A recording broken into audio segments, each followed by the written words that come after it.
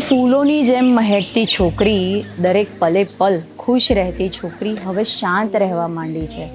ફૂલોની જેમ મહેકતી છોકરી, દરેક પલ ખુશ રહેતી છોકરી હવે શાંત રહેવા માંડી છે. પોતાનામાં જ હવે પોતાને શોધવા માંડી છે. બધા કહેતા કે કંઈક તો ખાસ છે આનામાં, પરંતુ હવે બહુ આમ રહેવા લાગી છે. બધાનું સાંભળે છે પરંતુ પોતાનું કશું જ કહેતી નથી. બધાનું સાંભળે છે, પોતાનું કશું જ કહેતી નથી. અને જો એને પૂછીએ કે બધું ઠીક છે ને, તો હવે ફક્ત એક સ્મિત આપવા માંડી છે.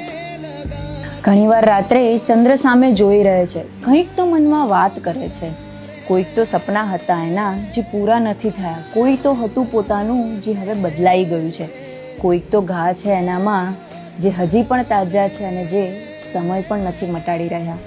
સામે હસીને વાત કરવાવાળા તો ઘણા મળ્યા, પરંતુ સાથે બેસીને એનો હાલ પૂછવાવાળું કોઈ ના મળ્યું.